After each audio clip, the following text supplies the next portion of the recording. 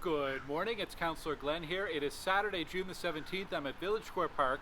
That's about 8 o'clock in the morning as I'm recording this. In just about an hour, the first crew of volunteers will be arriving and they're going to start transforming this park to get set for our big Welcome to Stittsville Multicultural Festival. It happens today from noon to 4, rain or shine. I hope you can drop by. We have 40 to 50 community organizations here representing cultures from around the world, representing some city services, representing some community groups here in Stittsville. So it'll be a great event. We've got performances on the stage over here. Lots happening and it's all free. So I hope you can drop by to Wyldewood Park. It's at the corner of Abbott Street and Stittsville Main Street. So it's really easy to find right along the Trans-Canada Trail, noon to 4 today. Actually, while I'm here, you can see this playground behind me. A few people have asked about this. Yes, we are still going ahead with the playground renewal that's expected to happen late summer, early fall. So watch for that. We'll have more information soon on my website about that. I've got a ton of updates this morning. It's been a busy week in the community and at City Hall. One of the big things at City Hall is on Wednesday, City Council approved the new curbside waste collection limits. So what council decided in the end was to go with a 3-item limit for garbage. So that would be 3 bags, or it could be 3 larger items like a piece of furniture, or it could be 3 containers up to 140 liters. And you can put as many bags in those containers as you want. There's no tags whatsoever in this system. They are going to look at and come back to council what's called a yellow bag system, which would allow purchase of an additional bag for extra items. Now I mentioned the container size is 140 liters and you can put up to 3 of these out. So that would be 420 liters of waste every 2 weeks, which is actually a very, very large amount of waste. And I'm really concerned actually that is too much to allow, because the whole point of this, remember, was diversion, diverting things from the landfill that don't have to go there. So if it's recyclable, or if it's organics, or if it can be reused in some way, it doesn't need to go to the landfill.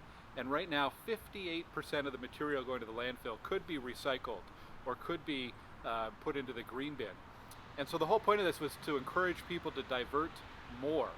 Recycling bins, green bins, diaper pickup, that all remains unlimited. But with such a large limit, 3 items, 420 liters, that's about the size of a large chest freezer, you know, like one of the deep freezes you'd put in your basement. It's a very, very large amount of waste, and I'm concerned we're not actually going to drive diversion. There's actually a significant cost cost avoidance if we can divert more. So if we meet the targets that staff thought we could have under the 2-bag limit, we could have saved $8 million a year for the city. And so there's a huge opportunity to save costs, but I think council took a very, very cautious and careful route, and I hope residents are still encouraged to divert as much as possible, because the more we divert, the less cost there is for waste collection for the city, and the easier it'll be to keep those costs low. And one final thought, I still get people asking about incineration and waste to energy, and yes, absolutely, the city is looking into this.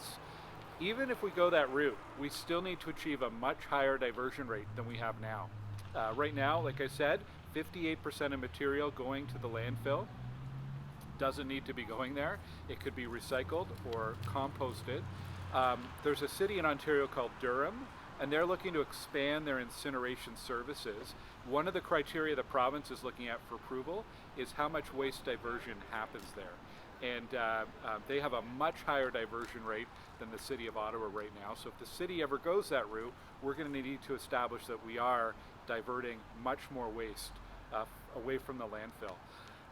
Anyhow, more to come on this, I'm sure, but thanks to everyone for your feedback. I've shared some additional information on my website. You can go to glengower.ca. On the same topic, on June 25th, there is a hazardous waste depot coming up at Canadian Tire Centre. So again, there's information on my website or at ottawa.ca. This is where you can bring old paint cans, propane cans, any hazardous items, and the city will pick those up for you for free. That'll be in the parking lot at Canadian Tire Centre on June 25th. Here locally, I was excited to attend a bit of a reception for Jonathan, Journey with Jonathan. He is a Ottawa man who has multiple sclerosis, and he's cycling across Canada from BC to Newfoundland to raise awareness and to raise funds for MS. And he stopped by Stittsville here. His mom lives here in Stittsville, so it's great to welcome him to the community. On Tuesday, had the opportunity to meet with Brian from MaxOttawa. This is an organization that supports gay men in our community, and they've just opened some office hours in the West End at the Western Ottawa Community Resource Centre over in Kanata on Mondays. So you can find some information about that on my Facebook and Instagram. On Wednesday, we had the big council meeting where we talked about the garbage issue, among some other things too. On Thursday, had a great update from the Ottawa West Four Rivers Ontario Health Team. They're a big umbrella organization of healthcare groups in the West End, and they're working on a very exciting project, a mental health and substance use health urgent care center. Basically, this would be a single location where people could get emergency and urgent mental health care, filling a gap that we have in our West End community. So very excited to hear about that, and hopefully we'll be able to share more about that soon. And I also attended the sod turning for the new French elementary school over in Fernbank. J'étais très content de participer dans la Pelletée de terre pour la nouvelle école francophone ici à Stittsville. C'est la première école du CEPEO dans le quartier de Stittsville, et nous sommes très excités d'accueillir les nouveaux étudiants et professeurs. Really excited to have another school. This will be the, fourth school under construction on Cope, and really great to have some more community schools. Oh, Friday morning, I was over at Shingwàkons School, a little further east on Cope. And we did a bit of a walk around, an audit, a safety audit. How do we make the school more friendly for pedestrians and cyclists? So some really good information and ideas there. It's great to see that almost half, somewhere between 45 and 50%, I believe, of students already walk to school or cycle to school, which is great. It's a much higher rate than most schools in our community, and we want to try to get the last few that are driving to school to see if we can move them to walkers or cyclists. But obviously there's a lot to do in that area around improvements to the pedestrian infrastructure. If you go to glengower.ca, you're going to see a whole bunch of updates. We update that every single day on my website. Some notes this week about bear safety, following some bear sightings near Fluellen Road on the weekend. There's a consultation about Granary Grove Park. This is a brand new park in the Shea Village neighborhood at Shea and Fernbank, so there's a couple of options for that park that you can provide feedback for. There's information about the city's Emergency and Protective Services Committee that approved the hiring of more paramedics to address the level 0 issue that we're having and the wait times at the hospital. So there's a plan to hire up to 40 paramedics per year to address that issue, so that is good news. And I have a note there about community safety.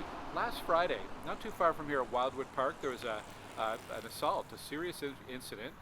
Police are involved, and they've made one arrest, and they say that more arrests are pending. But a pretty serious incident, and very concerning for the community. What I wanted to mention was, if you see anything at a park that's an immediate safety or health or hazard concern, please call 911. So if you see people trying to start a fire, call 911. If you see people drinking or using drugs in a park, call 911. If you see people causing damage, breaking something at the park, damaging something at the park, call 911. Those are all crimes in progress or an immediate threat to health and safety, and you can call 911. If you're there after the fact, if you're there the morning after and you see broken glass or you see graffiti, call 311. But to really encourage residents to make those calls. They are calls to 311 are anonymous. Calls to 911. They may take down some information, but they're not going to come up to your doorstep to take information. They'll always take that over the phone, so you can remain anonymous that way. But really important to make those calls. Police are in the community, bylaws in the community. We've shared with them a list of a number of parks where we have some concerns, and they're doing some extra patrols in the nights and evenings where we have issues. But if you see something, you're the eyes and ears out there, and make that call so we can get fire or paramedics or police on site as soon as possible. So thanks for your cooperation on that. Let's talk about some upcoming events. I mentioned the big event here this afternoon, June 17th. That's today, Saturday, noon to 4. Welcome to Stittsville here at Village Square Park. Really looking forward to that. Thank you to all the volunteers and organizations who are making that possible. This morning, over at Mark Yakubuski Park, I think it might go into early afternoon. I can't remember the hours, but there's the party in the park hosted by the Foley Peters team. So they're doing that today at Mark Yakubuski Park in the Fernbank Crossing area, and they'll be doing it at Pioneer Plains Park next Saturday. On Tuesday, Kalinda Joseph is our guest speaker in the Councillor Speaker Series, and we still have space available, so if you want to participate, head over to my website and you can find the link to register there. It's at the library on Tuesday evening. On Thursday is one of my favorite events of the year. It's the annual Porch Music Festival here in Stittsville. There are dozens of locations all over the community where there'll be bands and musicians playing on the front porch, which is awesome. Unfortunately, I think I have a board meeting, so I might miss a lot of that this Thursday. June 26th, there's a follow-up meeting about protecting our wetlands. It's at 7 p.m. at Johnny LaRue Arena on June 26th. Steve Klein and Janet Savinga, two residents, are organizing this, and it's a follow-up to the wetlands meeting that we had a week and a half ago. There is information on my website. We've shared it there, and there's a registration that they're asking people to register so they can plan for numbers, and there's some guest speakers as well, so glad to see that happening. And you know, we're not too far away from July 1st, and there's lots happening in Stittsville.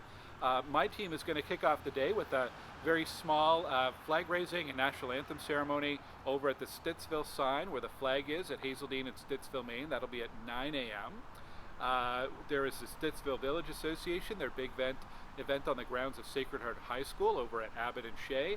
I know the Legion is planning a big event in the afternoon over there, so lots going on in Stittsville for Canada Day.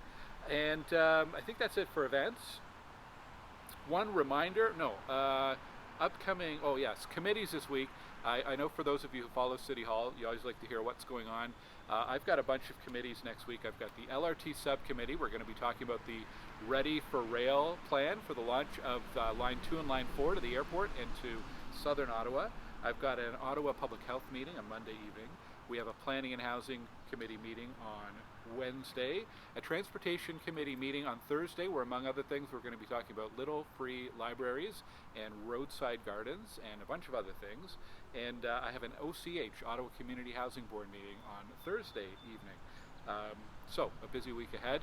My final reminder today is about wild parsnip. If you don't know what wild parsnip looks like, go Google it. Finish watching this video and then go Google wild parsnip so you know what it looks like. It does grow proficiently in our Stittsville community, and it is a hazard. You don't want to get that on your bare skin. The city does spraying and other control of wild parsnip in public parks and along public pathways and along many rural roadways in our community. But if you see wild parsnip on your private property or any private property, that's the responsibility of the private property owner, and encourage you to check out actually ottawapublichealth.ca and ottawa.ca. They both have some great information about wild parsnip and what the city does and what you can do to keep yourself safe. So thanks for checking that out. Thank you for watching today. I hope to see you back here in a few hours for our Welcome to Stittsville event. Have a great week, and I'll see you here next week. Take care.